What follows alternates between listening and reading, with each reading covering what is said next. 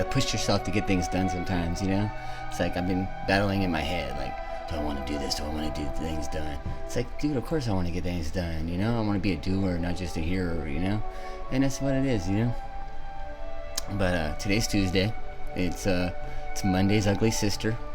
And that is what it is, you know? So let's just get into it. We have karma. How you treat how people treat you is their karma, and how you react is yours, right? It's like life is like 10% occurrence and then 90% reaction, right? So, like I said, be a conduit, not a reactor. Okay? And that's how you get life easier, right? Because life can be hard sometimes. Life can be so hard. Let's get into this too, right? The power of a mantra. Erase the false impressions from your mind by constantly saying to yourself, I have it in my soul to keep out any evil, desire, or any kind of disturbance.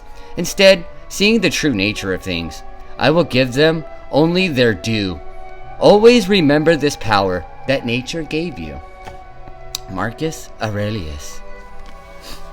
Anyone who has taken a yoga class or been exposed to Hindu or Buddhist thought has probably heard of the concept of a mantra. In Sanskrit, it means sacred utterance. Essentially, a word, a phrase, a thought, even a sound.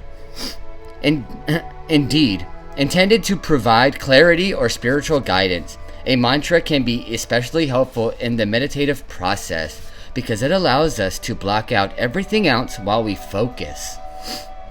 It's fitting, then, that Marcus Aurelius would suggest this Stoic mantra, a reminder or watch phrase to use when we feel false impressions, distractions, or the crush of everyday life upon us. It says essentially, I have the power within me to keep that out. I can see the truth. Change the wording as you like. That part is up to you. But have a mantra and use it to find the clarity you crave, right? Like the Catholics have like the Hail Mary, and right? I mean, some Christians say this too shall pass, right? And then you have like, you know, Thomas the Engine.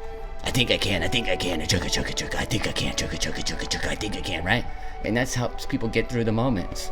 And that's what it essentially gets us through the day. It's a beautiful, beautiful thing, if you really think about it. But you have to think while it's still legal.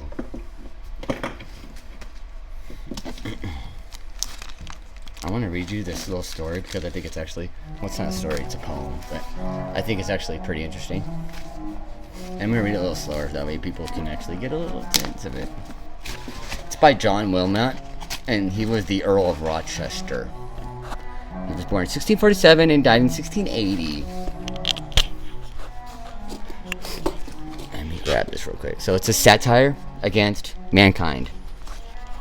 Where I, who to my cost already am, one of those strange, prodigious creatures, man, a spirit free to choose for my own share what case of flesh and blood I please to wear, I'd be a dog, a monkey, or a bear, or anything but that vain animal who is so proud of being rational.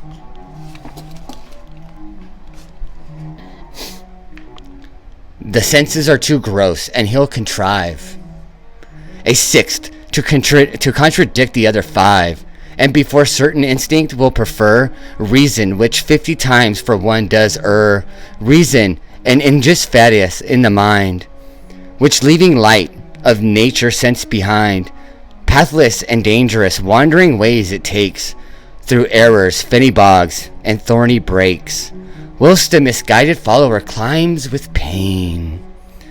Mountains of whimsies heaped in his own brain, stumbling from thought to thought, falls headlong down into doubt's boundless sea, where I'd like to drown. Books bear him up a while and makes him try to swim with bladders of philosophy, and hopes still to o'ertake the escaping light. The vapor dances in his dazzled sight, till spent it leaves him to the eternal night, then old age and experienced hand in hand. Lead him to death and make him understand, after a search so painful and so long, that all his life he has been in the wrong. Huddled in dirt, the reasoning engine lies, who was so proud, so witty, and so wise. Pride drew him in, as cheats their bubbles catch, and makes him venture to be made a wretch. His wisdom did his happiness destroy, aiming to know that the world he should enjoy, and wit was his vain, frivolous pretense of pleasing others at his own expense. For wits are treated just like common horrors. First they'd enjoy, then kicked out of the doors. The pleasure past, a threatening doubt remains that fighters they enjoy with succeeding pains. Women of men of wit are dangerous tools, and ever fatal to admiring fools.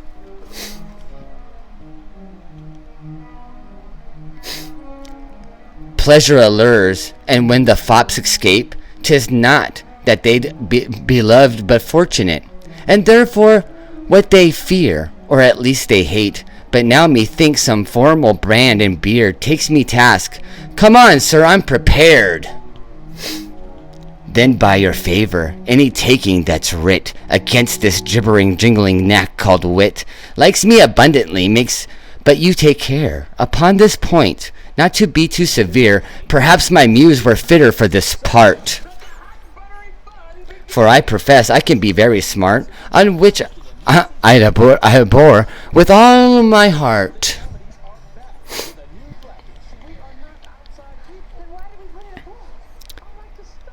I long to lash it in some sharp essay, but your grand indiscretion bids me stay, and turns my tide of ink another way. What range ferments in your degenerate mind to make you rail at reason and mankind? Bless glorious man, to whom alone kind heaven an everlasting soul has freely given, whom his greatest maker took so much care to make, that from himself he did not the image take, and this fair frame in shining reason dressed to dignify his nature above breast, reason by whose aspiring influence we take a flight beyond material sense.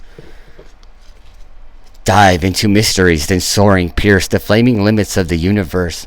Search heaven and hell, find out what's acted there, and give the world true grounds of hope and fear. Hold, mighty man, I cry, all this we know from the pathetic pen of Inglow, from Patrick's Pilgrim Sib Silkwees, and this very reason I despise the supernatural gift that makes a mite. Thinks he is the image of the infinite, comparing his short life void of all the rest to the eternal and the ever-blessed. This buse puzzling stir up of the doubt that frames the deep mysteries, then finds them out, filling with frantic crowds of thinking fools these reverend bedlams, colleges and schools, born on whose wings each heavy sought can pierce the limits of the boundless universe. So charming ornaments make an old witch fly, and bear a crippled carcass throughout the sky. 'Tis this exiled power whose business lies in nonsense and impossibilities. This made a whimsical philosopher before the spacious world his tub prefer, and we have a modern cloistered catacombs who retire to think 'cause they have naught to do, but thoughts are given for actions, governments where action ceases, thoughts impertinent. Our sphere of action in life happens, and he who thinks beyond thinks like an ass. Thus whilst gainst false reasoning I inveigh, I own right reason, which I would obey. That reason that distinguished by sense, and gives us rules of good and ill from thence, that bounds desires with a reforming will, to keep 'em more in vigor and not to kill. Your reason hinders, mine helps to enjoy, renewing appetites, yours would destroy. My reason is my friend, yours is a cheat. Hunger calls out, my reason bids me to eat.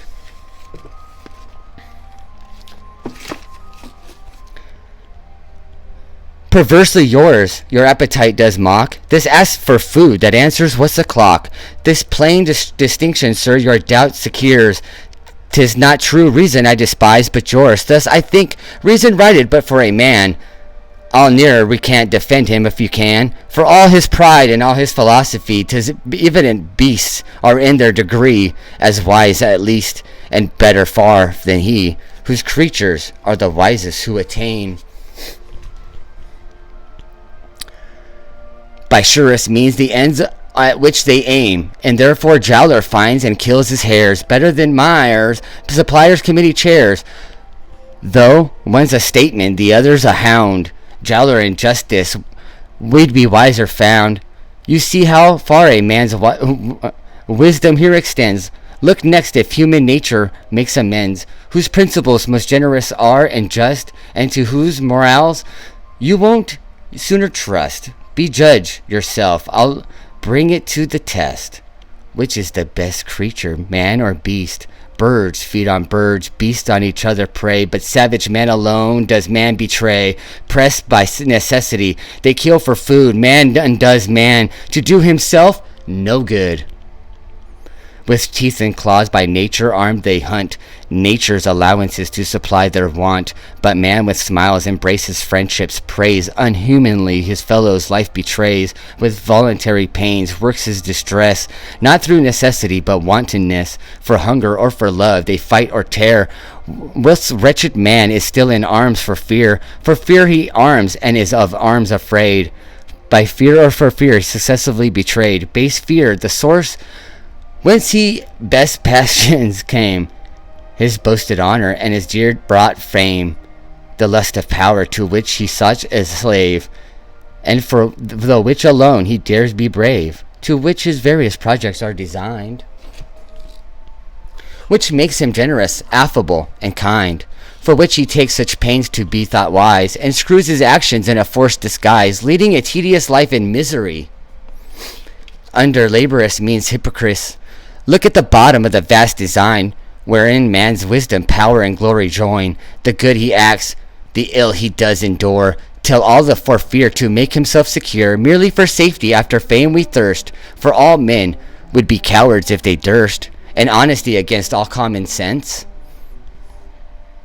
Men must be knaves, 'tis in their own defense. Mankind dishonest if you think it fair, amongst known cheats to play upon the square, you'll be undone. Nor can we be weak. Truth, your reputation save, the knaves will all agree. You call you knave, wronged shall he live, insulted or oppressed. Who dares to be less a villain than the rest? Thus, sir, you see what human nature craves. Most men are cowards, all men should be knaves. The difference lies, as far as I could see, not in the thing itself, but in the degree. And all of the subject matter of debate is only who's a knave and who is the first rate. All this with indignation that I have hurled at the pretending part of the proud world, who swollen with selfish vanity devise false freedoms, holy cheats and formal lies, over their fellow slaves to tyrannize. But if in court just a man there be, in court a just man, yet unknown to me, who does his needful flattery direct, not to oppress and ruin, but protect such flattery, which way soever laid, is still a so upright a statesman you can find, whose passions bend to his unbiased mind, who does his arts and policies apply to raise his country, not his family, nor while his pride owned a rice withstands, receives oriel bribes from friends' corrupted hands. Is there a churchman who on God relies, whose life is faith and doctrine justifies, not one blown up with vain pride, who for reproof of sins does man deride, whose envious heart with his astropious saucy eloquence dares chide at kings and rail at men of sense, with who from his pulpit vents more peevish lies, more bitter railing, scandals, calumnies, than at a gossiping are thrown out, When the good wives get drunk and then fall out, none of that sensual tribe whose talents lie in avarice, pride, sloth, and gluttony, who hunt good livings but abhor good lives, whose lust exalted to that high arrives. They act adultery in their own wives, and ere a score of years completed be, can from the lofty pulpit proudly see half a large parish of their own progeny, nor doting bitch who could be abhorred for domineering at the council board, a greater fop in the business at fourscore, founder of serious toys, affected more than the gay glittering fool of 20 proves, with all his noise and tawdry clothes, and loves but a meek humble man of modest sense, whose preaching peace does not practice continuance, whose pious life of proof he does believe, mysterious truths which no man can conceive. If upon earth there dwells such a godlike man, I'll here recant my paradox, to them adore, those shrines of virtue homage pay, and with the rabble world their laws obey. If there such are, yet grant me at least, man differs from the man, and man from the beast.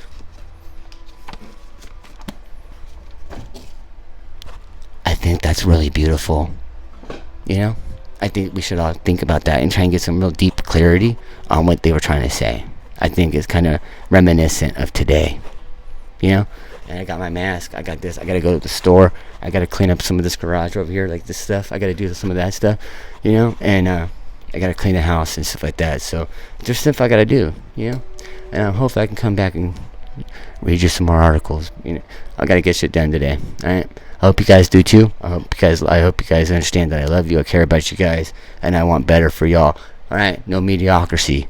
Alright, same bad time, same bad channel. I love you.